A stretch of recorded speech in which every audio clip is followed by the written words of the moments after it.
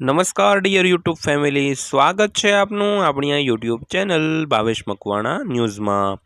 તો મિત્રો, સૌથી પહેલાં બધાને જય શ્રી કૃષ્ણ, જય માતાજી, હર હર મહાદેવ।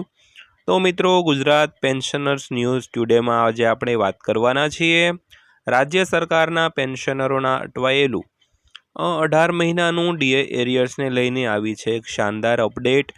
તો મિત્રો, શું છે અપડેટ તેની આપણે વિડીયોમાં વિગતવાર ચર્ચા કરવાના છીએ, એટલે વિડીયો તમે ખાસ અંત સુધી જોઈ લેજો। અને હજી સુધી આપણી આ ચેનલ તમે સબસ્ક્રાઈબ ન કરી હોય તો દિલથી નમ્ર વિનંતી છે કે મિત્રો, રોજે રોજ તમારા માટે અલગ અલગ માહિતીઓ લઈને આવીએ છીએ, એટલે અમને પણ થોડો સપોર્ટ કરવા માટે અમારા વિડીયોને લાઈક કરજો અને ચેનલને સબસ્ક્રાઈબ ન કરી હોય તો ચેનલને સબસ્ક્રાઈબ પણ કરી લેજો દોસ્તો।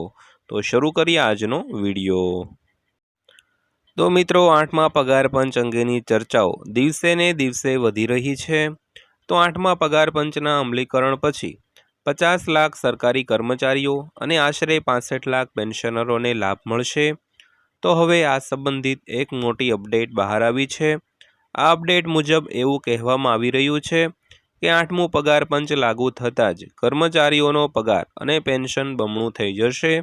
તો 8મા પગાર પંચ સંબંધિત અપડેટ વિશે અમે તમને વિગતવાર જણાવીશું। તો જો તમે પણ એક સરકારી કર્મચારી છો તો આ સમાચાર તમારા માટે ફાયદાકારક રહેશે। તો ખરેખર અમે તમને જણાવી દઈએ કે આગામી સમયમાં કેન્દ્ર સરકારના કર્મચારીઓ અને પેન્શનરોને સરકાર તરફથી મોટી ભેટ મળી શકે છે, કારણ કે હવે 8મા પગાર પંચની તૈયારીઓ વેગ પકડી રહી છે તેવું લાગી રહ્યું છે।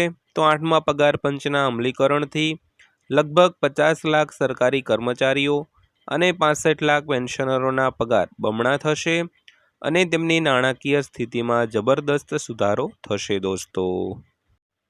તો ત્યારબાદ વાત કરીએ તો કયા પેન્શનરોને તેનો લાભ મળશે।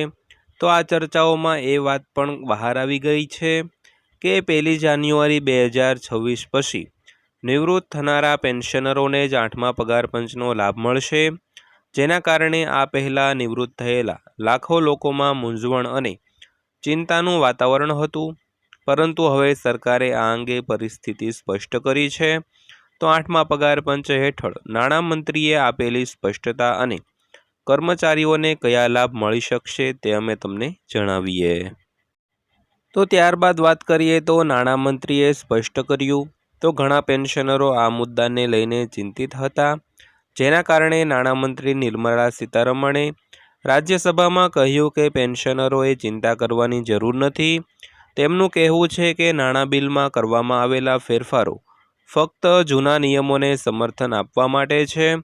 તો બધા પેન્શનરોને આનો સમાન લાભ મળશે અને કોઈ પણ પેન્શનરને કોઈ નુકસાન થશે નહીં। તો મળતી માહિતી મુજબ એવું કહેવામાં આવી રહ્યું છે કે 8મા પગાર પંચના અમલીકરણથી 50 લાખ સરકારી કર્મચારીઓ અને 65 લાખ પેન્શનરોને પગાર બમણો થઈ શકે છે મિત્રો। તો ત્યારબાદ વાત કરીએ તો ફિટમેન્ટ ફેક્ટર શું હોઈ શકે છે। તો ફિટમેન્ટ ફેક્ટરને લઈને ઘણી ચર્ચાઓ ચાલી રહી છે, જો કે સરકાર દ્વારા હજુ સુધી તેની સત્તાવાર પુષ્ટિ કરવામાં આવી નથી। તો હાલમાં ફિટમેન્ટ ફેક્ટર અંગે સરકારમાં ચર્ચા ચાલી રહી છે।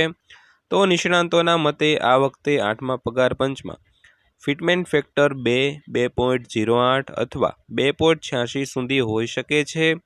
જો બિલ 2 મંજૂર થાય તો કર્મચારીઓનો લઘુત્તમ પગાર 18,000 રૂપિયાથી વધીને 36,000 રૂપિયા થઈ જશે। આ સાથે પેન્શનરોનું લઘુત્તમ પેન્શન 9,000 રૂપિયાથી વધીને 18,000 રૂપિયા થઈ જશે મિત્રો। તો ત્યારબાદ વાત કરીએ તો 8મું પગાર પંચ ક્યારે લાગુ થશે। તો સરકારી અપડેટ મુજબ એવું લાગે છે કે 8મું પગાર પંચ કર્મચારીઓ અને પેન્શનરો બંને માટે ફાયદાકારક રહેશે। તો નિર્મલા સીતારમણે એમ પણ કહ્યું હતું કે 7મા પગાર પંચમાં બધા પેન્શનરોને તેમની નિવૃત્તિની તારીખને ધ્યાનમાં લીધા વિના સમાન લાભ મળ્યા।